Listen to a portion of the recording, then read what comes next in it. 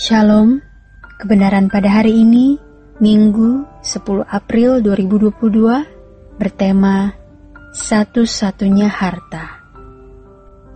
Dalam kehidupan ini, hanya ada dua jenis harta.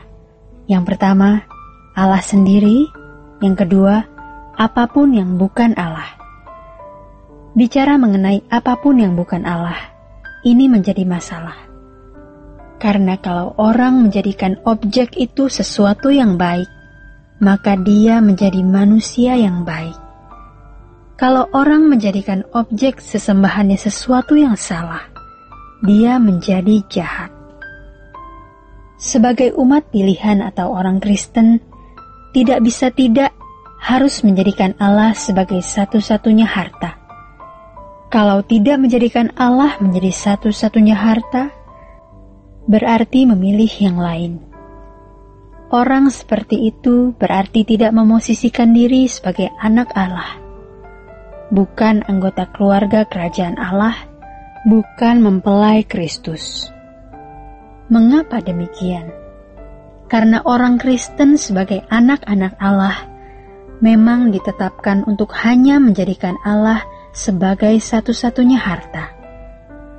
Hanya dengan bersikap ini, yaitu seseorang menjadikan Allah sebagai satu-satunya harta, maka barulah orang itu menjadi umat pilihan Allah yang benar, menjadi anak-anak Allah atau menjadi mempelai Kristus.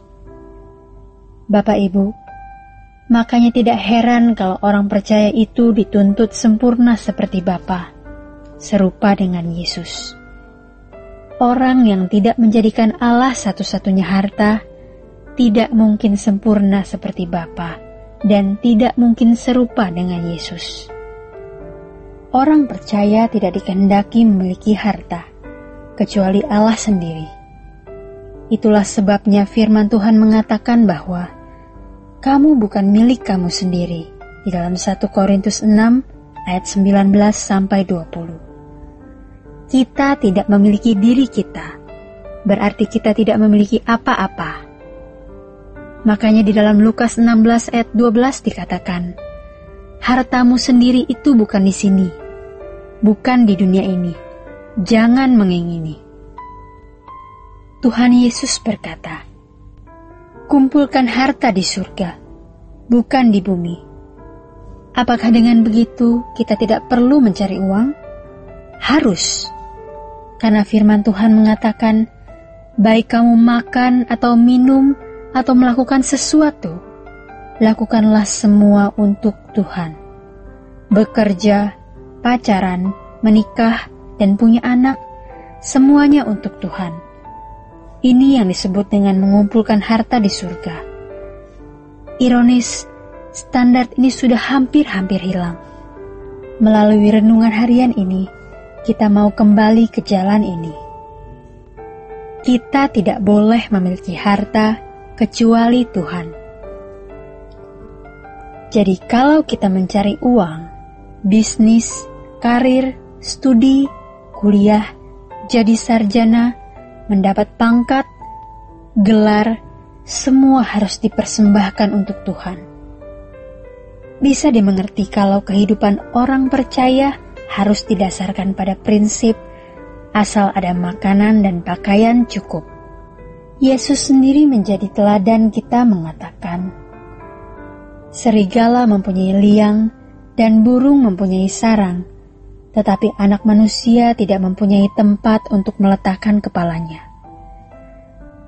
Di dalam hal ini, sebenarnya kekristenan yang sejati yang diajarkan Yesus hanya bisa dikenakan oleh orang-orang yang nekat, orang-orang yang berani tidak wajar. Kalau tidak nekat, pasti hidupnya dalam kewajaran seperti manusia lain. Inilah yang membuat kekristenan merosot selama berabad-abad sampai hari ini. Kalau seseorang tidak mengenal Elohim Yahweh, tidak mengenal keselamatan dalam Yesus Kristus, tidak dituntut memiliki kehidupan seperti orang percaya ini, yakni menjadikan Elohim Yahweh satu-satunya harta. Maka dari itu Bapak Ibu, Jangan kita berpikir dan berpandangan bahwa orang di luar Kristen pasti memiliki pengertian dan sikap yang salah mengenai harta. Kita tidak bisa membandingkan orang Kristen dengan mereka yang tidak mengenal keselamatan di dalam Yesus Kristus. Memang mereka tidak memiliki pengertian mengenai keselamatan dalam Yesus Kristus dan tidak mengenal Allah Abraham, Ishak, dan Yakub. Tetapi bukan tidak mungkin, dan faktanya demikian. Tidak sedikit yang memiliki filosofi-filosofi yang tidak menjadikan harta materi dunia sebagai nilai tinggi. Dalam kenyataan hidup, kita dapat jumpai orang-orang yang rela tidak menjadi kaya secara harta materi. Rela tidak memiliki harta dunia, rela melepaskan semua kegemerlapan dunia, menjadi orang-orang sederhana, atau menjadi orang yang benar-benar miskin. Banyak orang memandang keadaan itu keadaan yang mulia dan terhormat. Dalam kisah Siddhartha Gautama, kira-kira 500 tahun sebelum Tuhan Yesus lahir, anak dari Raja Sri Baginda Suddhodana merasa berduka melihat orang sakit menjadi tua dan meninggal. Beliau meninggalkan kegemerlapan istana sebagai putra mahkota yang semestinya duduk di tahta sebagai raja. Kemudian ia menjadi seorang yang tidak berharta sama sekali, demi menjadi atau mencapai Buddha, yang artinya seorang yang memperoleh penerangan yang sempurna. Tindakan atau perilaku ini diikuti oleh para pengikutnya selama ribuan-ribuan tahun dan eksis sampai hari ini. Manusia, siapapun, yang tidak menjadikan harta duniawi atau materi sebagai sesuatu yang bernilai, dapat menjadi manusia yang berhati luhur, mengasihi sesama, dan benar-benar menjadi manusia yang memanusiakan orang lain. Bapak Ibu, menjadi perenungan bagi kita semua. Kalau orang di luar Kristen saja bisa tidak menjadikan harta sebagai nilai tertinggi, mengapa kita tidak bisa? Kalau pengikut Siddhartha Gautama mengikuti jejak sosok yang mereka junjung yang menjadi panutan dan teladan hidup, maka kita sebagai orang percaya tidak bisa tidak harus mengikuti jejak Yesus.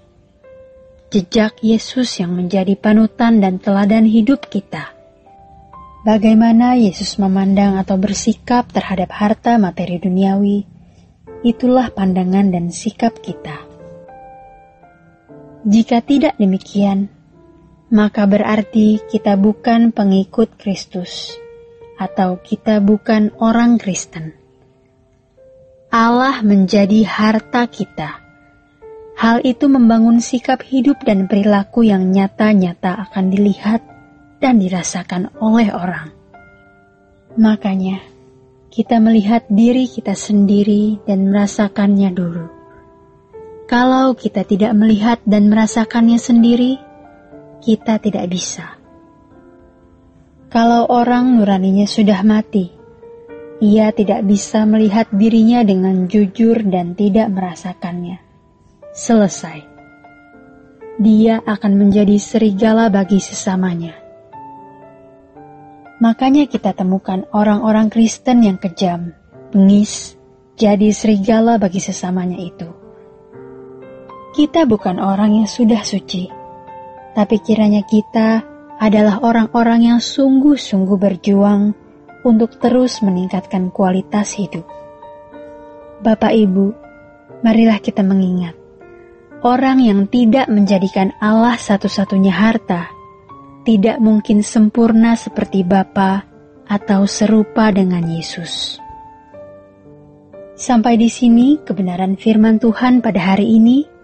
Tuhan Yesus memberkati kita.